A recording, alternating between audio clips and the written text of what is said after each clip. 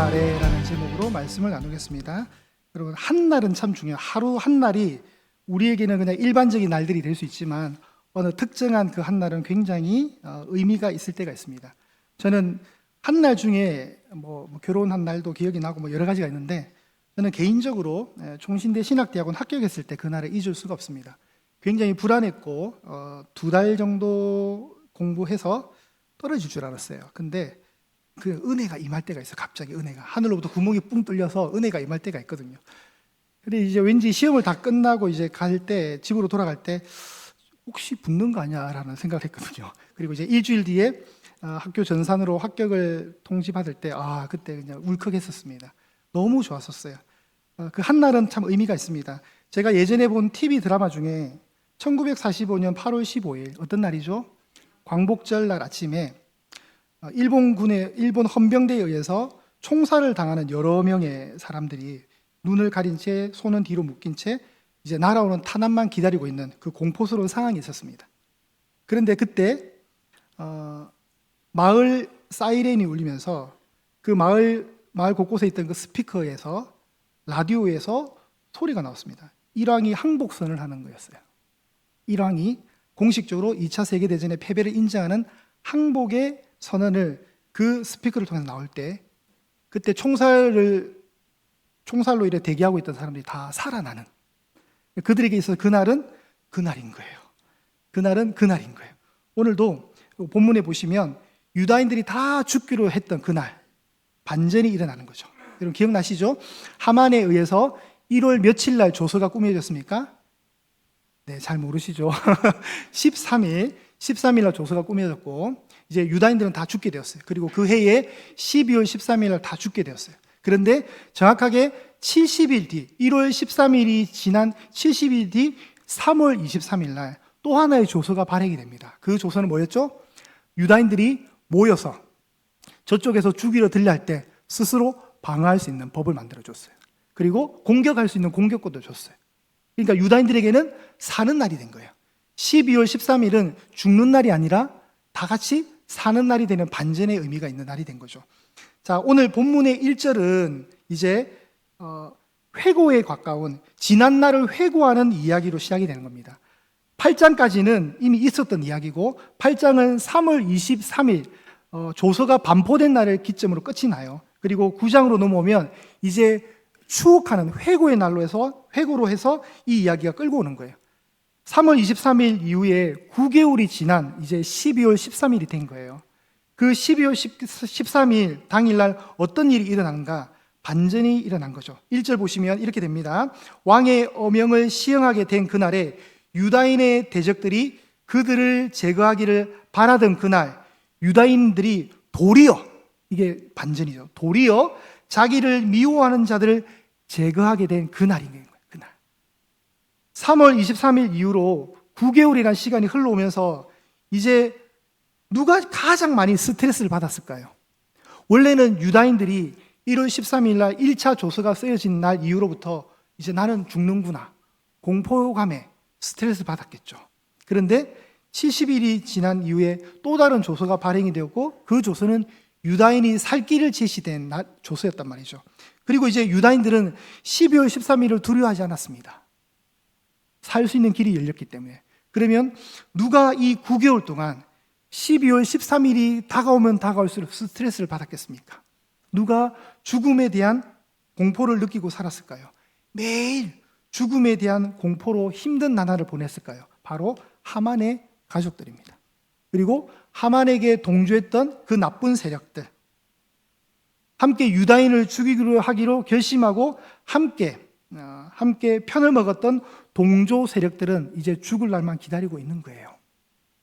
자, 그러한 때 유다인들에게 어떤 혜택이 벌어지는가? 유다인들의 대표 주자인 모르드게는 굉장한 지위가 상승이 됩니다. 자, 4절에 보시면 4절, 모르드게가 왕궁에서 존귀하게 되고 점점 창대하게 됩니다. 그리고 이 사람 모르드게의 그 이름이 127도 페르시아 전역에 다 퍼져가요. 그러니까 이제 판이 기울어졌다는 것을 이제 다 알게 되었어요. 두 번째 조서가 발행이 되었기 때문에. 모르드게는 갑자기 제국의 2인자가 되어버립니다. 하만을 대신해서 제국의 2인자가 됩니다. 그는 존귀하게 되었습니다. 그의 힘은 더 창대하게 되었고 그의 이름은 널리 퍼져갔습니다. 이 부분은 우리가 출애굽기 11장에서 모세의 이야기를 통해서 보게 되는데, 출애굽기 11장 3절입니다. 출애굽기 11장 3절 제가 읽어드릴게요. 여호와께서 그 백성으로 애굽 사람의 은혜를 받게 하셨고 또 그 사람 모세는 애굽 땅에 있는 바로의 신하와 백성의 눈에 아주 어떻게 해요? 위대하게 보였대요. 출애굽을 앞두고 있던 모세의 위상이 어마무시했단 말이에요. 그리고 이제 출페르시아를 준비하고 있던 모르드게와 유다 민족에게 있어서 모르드게는 모세의 위상처럼 굉장히 더 높아진 존귀한 자가 되었습니다. 이런 역전의 인생은 우리가 창세기에서도 발견됩니다. 요셉이 대표적인 인물이었죠. 요셉도 감옥에 있는 죄수였다가 갑자기 애굽의 총리가 됩니다. 그리고 이 페르시아 이야기가 있던 그 앞에 어떤 특정 시점에 다니엘은 바벨론에서 2인자가 됩니다. 마찬가지로 이 페르시아 이 땅에서 모르드게의 위상은 이제 하늘을 찌르게 되었습니다. 모르드게 개인의 영광이 아니라 그 백성들과 함께 결을 같이 합니다. 그렇기 때문에 남아있던 유다인들도 위상이 올라갑니다. 그러다 보니 어떤 일이 벌어지냐면 3절에 보시면 각 지방의 모든 지방관과 대신들과 총독들과 왕의 사물을 보는 자들이 다 모르드게를 두려워했기 때문에 유다인들을 어떻게 합니까? 도와주게 되는 거예요. 유다인들의 입지가 굉장히 달라졌습니다. 모르드게의 위상과 결을 같이 하는 거죠. 그들이 하는 행동들, 이제 유다인들이 하는 행동들은 어떤 의미가 있냐면 능히 막을 자가 없고 모든 민족들이 그들을 두려워했습니다. 그게 2절에 나옵니다. 해하고자 한 자들을 죽였고 모든 민족이 유다인들을 두려워하면서 능히 막을 자가 없었습니다. 그리고 5절에 보시면 유다인들이 칼로 그 모든 대적들을 쳐서 도륙하고 진멸하고 자기를 미워하는 자들에게 마음대로 행했습니다. 말 그대로 전세가 역전이 된 거죠. 완전히 뒤바뀐 상황입니다. 유다인들을 죽이려고 했던 사람들이 몇 명이었는가 하면 6절에 보시면 수도였던 도성 수산에만 500명이 있었어요. 500명. 저는 이 500명이 참 멍청하다고 생각이 됩니다. 판이 기울어졌는데 지금 유다인들을 죽이려고 달라들었던 거예요. 그 두 번째 조서의 내용을 알면서도 허무하게 이 500명은 죽었습니다.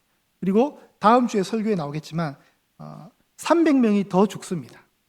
그리고 127도에서는 어떤 일이 벌어지냐면 16절에 가시면 알 수 있는데 7만 5천 명이 유다인을 죽이려다가 자기들이 죽습니다. 그러면 여러분 너무 바보짓이에요. 바보짓이란 말이죠. 그런데 이렇게까지 사람들이 죽어나가는 걸 보면 페르시아 127도 전역에 유대인들을 정말 싫어하는 그 반정서가 있었다는 것을 우리가 유추할 수 있어요. 얼마나 유대인들이 싫었으면 이랬을까. 히틀러도 유대인들이 싫어서 2차 세계대전 때 600만을 죽였습니다. 400만 명을 강제 수용소에서 나머지 200만 명은 병으로 혹은 총살로 죽였습니다. 그런 학살은 이미 있었습니다. 역사적으로도. 하나님은 보이지 아니하셨지만 여전히 살아계셨고 역사하셔서 하나님은 유다인의 편이 되어주셨고 왕후 에스더와 모르드게의 편이 되어주셨습니다. 12월 13일 그 죽음의 날을 기다리고 있던 유다인들은 이제 그 공포로부터 자유롭게 되었고 구원과 평안함을 얻게 되었습니다. 모든 것은 하나님이 하신 것입니다. 그리고 이제 성경이 말하는 또 다른 메시지가 있습니다. 7절부터 10절인데 7절부터 10절에 나오는 사람의 이름이 있습니다. 이 사람들은 누구였습니까? 10절에 보시면 이미 죽었던 하만의 10명의 아들임을 알 수 있습니다. 우리는 하만의 10명의 아들을 궁금해하지 않습니다.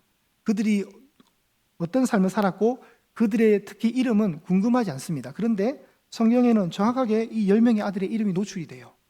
그래서 항상 여러분 성경을 보실 때 이름이 나오거나 족보가 나오면 그 속에 메시지가 담겨 있습니다. 그냥 하나님이 써지 않거든요. 자, 첫째 아들이 누구냐면 바산다다, 둘째 아들은 달본, 셋째 아들은 아스바다. 제가 이걸 다 언급하는 이유는 이 이름들 속에 메시지가 있습니다. 하만은 신을 섬긴 사람이었습니다. 그걸 이름 속에서 알 수 있습니다. 물론 그 신은 하나님이 아닙니다. 그냥 우상 숭배자, 그냥 신입니다. 어떤 신을 섬기는지 모르겠지만 그냥 신을 섬겼습니다. 첫째 아들 바산다다는 어떤 의미가 있냐면 내가 섬기는 신에게 기도를 하니까 신이 나에게 응답하셨고 내 기도를 통해서 주었다는 뜻이에요. 기도의 응답의 메시지가 담겨 있습니다. 둘째 아들은 달본입니다. 달본의 이름의 뜻은 물방울입니다. 물은 생명을 주관하잖아요. 축복입니다. 그러니 내가 신께 기도하니까 물을 주셨다, 은혜를 주셨다는 뜻이에요. 둘째 아들 이름 속에 메시지가 담겨 있습니다. 셋째 아들 아스바다는 거룩한 말, 타는 말 있죠. 거룩한 말에 의해서 주어진 자. 말은 전쟁에서 필요하잖아요. 힘을 상징하거든요. 그러니까 시편에도 여호와는 말의 힘이 세다 해서 기뻐하지 않는다고 나와요. 그러니까 사람들은 말을 힘으로 생각하고 의존하거든요.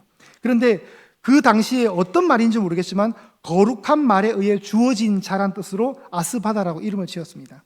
넷째 아들 보라다는 어떤 의미냐면 다신입니다. 다신. 그냥 많은 신이란 뜻이에요. 다신. 더 많은 신을 섬기자는 뜻에서 많이 주어졌다는 의미에서 보라다라고 이름을 지었습니다. 다섯째 아들 아달리아는 명예가 있다는 뜻입니다. 명예.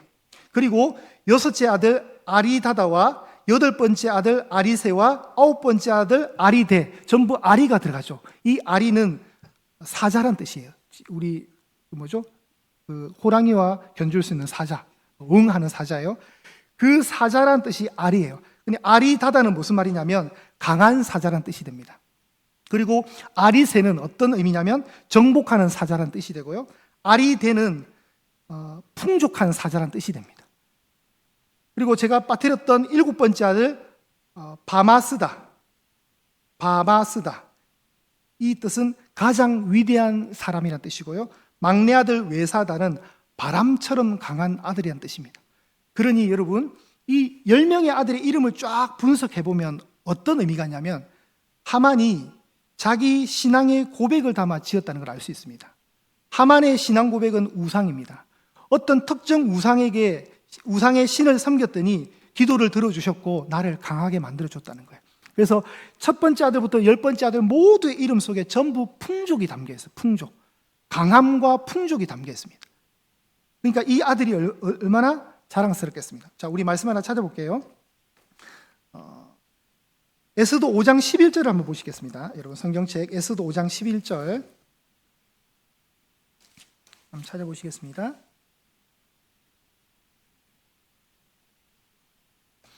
하만이 누리는 그 영광을 보십시오. 에스더 5장 11절 우리 합독해 볼게요. 자, 시작.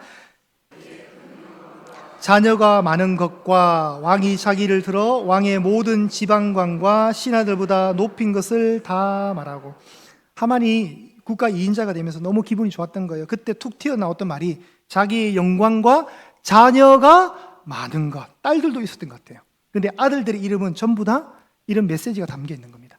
뭐예요? 말 그대로 세상 자랑인 거예요. 세상 자랑. 다 가진 자. 그리고 하만이 얼마나 가지고 있었다요? 돈을? 은 1만 달란트, 430조 원. 다 가졌어요. 모두가 부러워할 수 있는 걸 다 가졌습니다.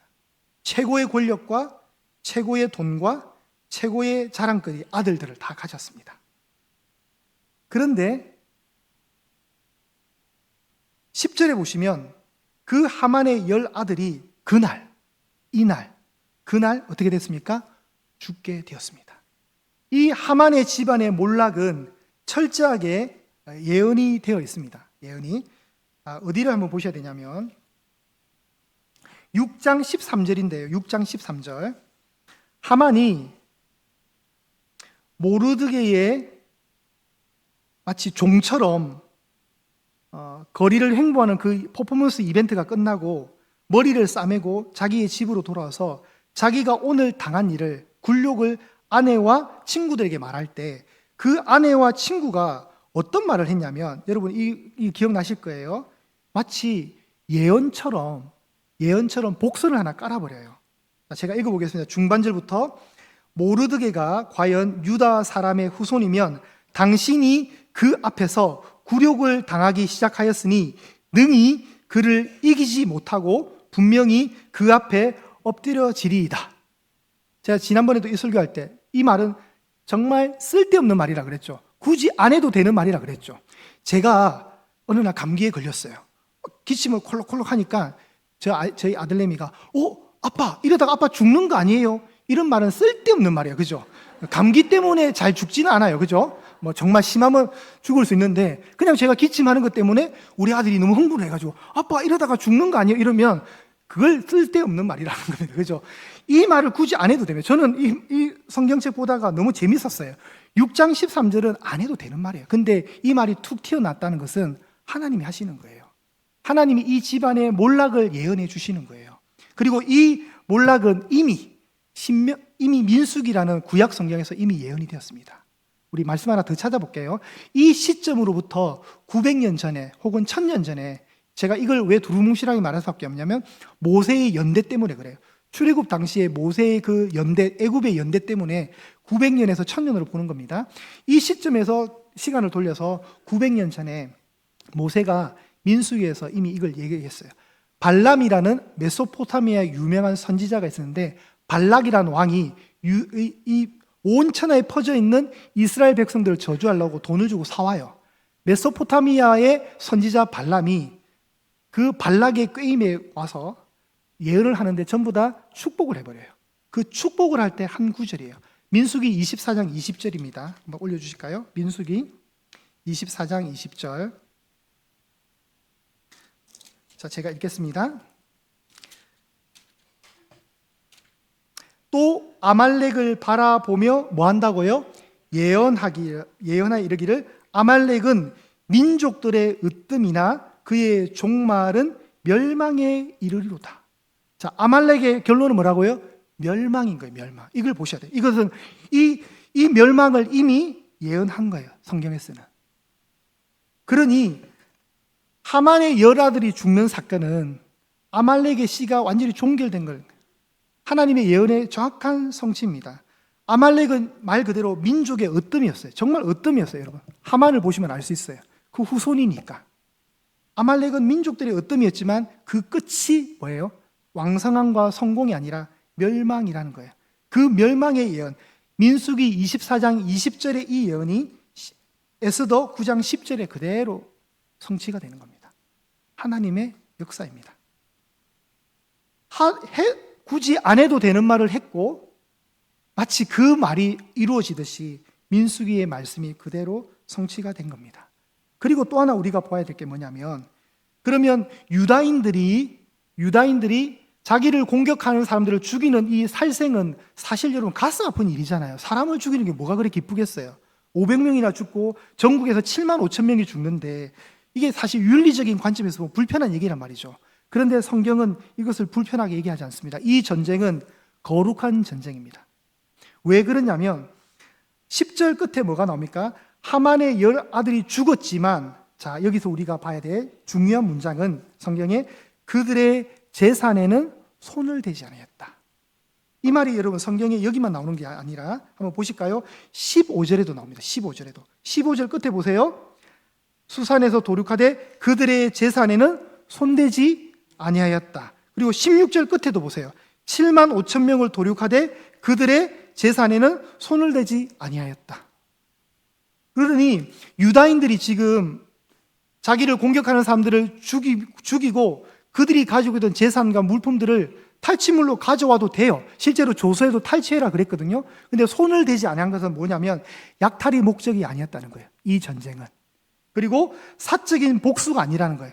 이것은 생존을 위한 투쟁이었고 하나님의 심판의 메시지가 담겨있는 거룩한 전쟁이었음을 알 수 있습니다. 이게 어디에 나오냐면 아브라함이 자기가 길렀던 몸종들 318명을 거느리고 체포되어 있던 롯의 가족들을 구하는 장면이 나와요. 그때 그 적들을 다 물리치고 아브라함이 빈손으로 돌아와요. 자기가 빼앗겼던 것들만 그대로 가져오지 전쟁에서 이겼을 때 가져올 수 있는 전리품을 가져오지 않습니다. 그건 뭐냐면 그 전쟁은 거룩한 하나님 편에서 전쟁이었다는 알 수 있고요. 두 번째, 여호수아서에 보면 아간이라는 사람을 아실 거예요, 여러분. 아이성이라는 조그만 성을 쉽게 보고 갔다가 져버려요. 패배의 원인을 찾다 보니까 아간이 범죄자로 찍히게 돼요. 왜 그랬냐 물으니까 외투 한 벌과 은과 금 한 덩어리를 빼돌린 사건이 발견이 돼요. 그건 뭐예요? 전리품인 거예요. 거룩한 전쟁에서는 전리품을 손대면 안 돼요. 그런데 아간이 욕심에 의해서 그걸 가져온 거예요. 그게 화가 되어서 아이성 전투가 패배되는 원인자가 된 거예요. 그리고 이제 다시 가서 이기게 되거든요. 거룩한 전쟁은 전부 다 하나님 편에서의 몰살이에요. 자, 그 장면 한번 보겠습니다. 사무엘상 말씀 볼게요. 사무엘상 15장 3절입니다. 하나님이 사울 왕에게, 첫 번째 초대 왕이었던 사울 왕에게 어떤 당부를 하시냐면, 사무엘상 15장 3절, 지금 가서 아말렉을 쳐서 그들의 모든 소유를 남기지 말고 진멸하되 남녀와 소아와 젖먹이는 아이와 우양과 낙타와 나귀를 죽이라 하셨나이다 하니, 하나님이 사울에게 미션을 주셨습니다. 가서 아말렉을 대적해라. 아말렉을 쳐서 진멸해라는 거예요. 여러분, 아말렉이 누구라고요? 아말렉은 그냥 단순한 족속이 아니에요. 아까 민수기에 나왔던 이 아말렉은 민족의 어뜸이 될 정도로 굉장히 큰 규모를 자랑하는 하나의 족속이었습니다. 그런데 이 아말렉이 뭘 했냐면, 출애굽하던 이스라엘 백성들을 뒤에서 공격하는, 꼼수를 부려던 나쁜 민족이에요.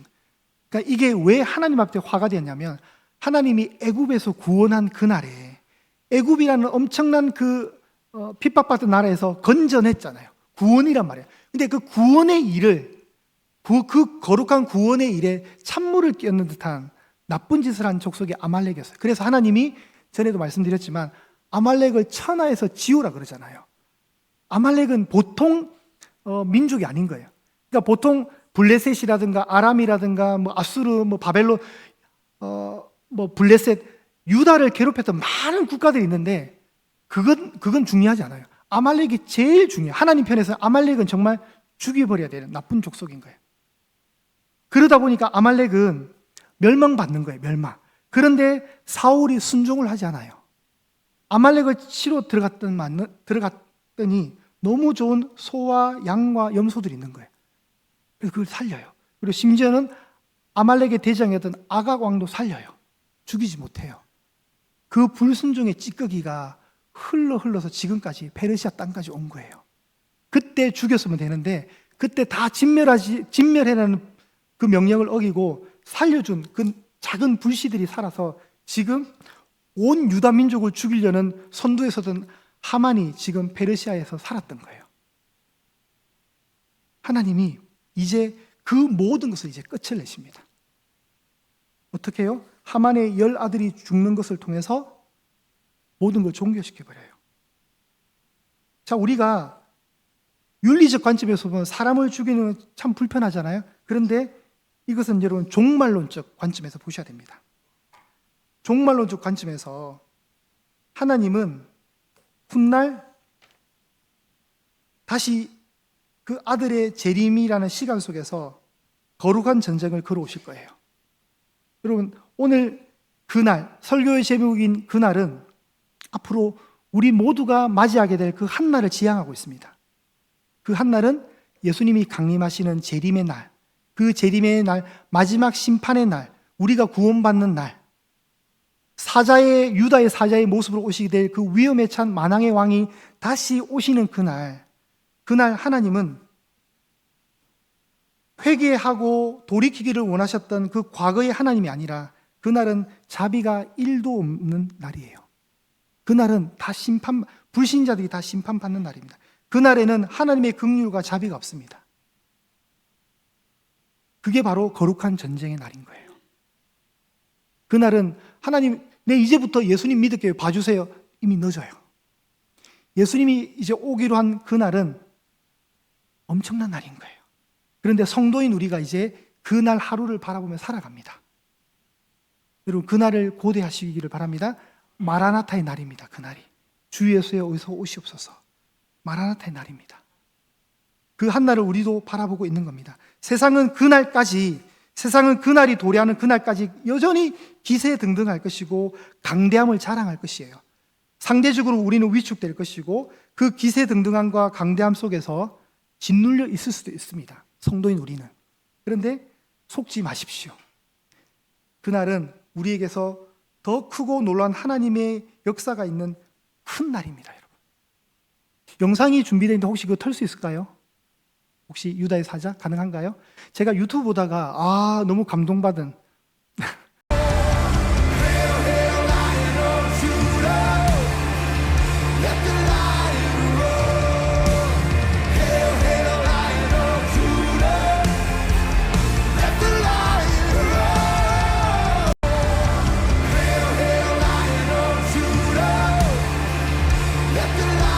여러분, 예수님은 초림 때 어린 양으로 오셨다면 재림의 예수님은 사자의 모습입니다. 저 사자의 모습은 그냥 빗댄 거예요. 은유적 표현인 거죠. 강한 자로 오시는 거예요. 이제 약한 분으로 오시는 게 아니에요. 그 한날 우리가 보는 거예요. 그 한날을.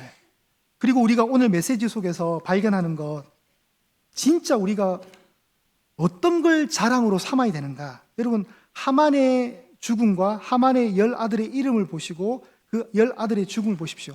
이거 전부 다 헛된 자랑 아니에요? 다 헛된 거예요. 그렇다면 그리스도인들이 자랑해야 될 자랑은 뭘까요? 성경에 나옵니다. 십자가입니다. 십자가. 여러분, 그 십자가라는 건요, 여러분 대단한 거 아니에요. 그냥 사형 틀이에요. 사람이 죽는 자리예요. 사람을 죽이는 나무 막대기 2개가 엮인 게 십자가잖아요. 그런데 그게 예수님으로 가면 해석이 달라져요. 그 십자가는 구원이에요. 영생이에요. 다시 우리를 살리는 능력이에요. 그게 십자가예요. 그 십자가를 자랑하는 게 성경이 말하는 진리예요. 우리가 자랑할 것은 이 하만이 누렸던 그 명성과 권력과 돈과 그 이름들의 자랑이 아니라 그 다 헛된 거잖아요. 아무것도 없잖아요. 그날 다 죽었던 거예요. 그날 이 모든 건 다 허무하게 무너졌어요. 그건 자랑거리가 되지 못해요. 우리가 진정 자랑할 수 있는 것, 그 어떤 힘 앞에도 지워지지 않는 강력한 자랑은 십자가입니다. 그 십자가의 예수 그리스도를 자랑하는 것이 성도인 우리의 본분이에요, 여러분. 그 십자가를 자랑으로 알고 끌고 가십시오. 십자가를 지고 끌고 가십시오. 그날까지. 우리가 찬송 부르게 될 건데, 여러분 435장 제가 묵상하면서 세상 부귀 안일함과 모든 명예 버리고 험한 길을 가는 동안, 여러분 우리가 그날을 향해서 가는 길은요, 찬송가의 험한 길이래. 맞아요. 좁은 길이고 거친 문의 길이에요. 어두운 골짜기예요. 험한 바다래요. 어두운 골짜기를 다 지나가고 험한 바다 건너서 우리가 도달할 곳은 천국 문이래요. 여러분, 그 날까지 승리하시기를 축복합니다. 그 날을 바라보십시오.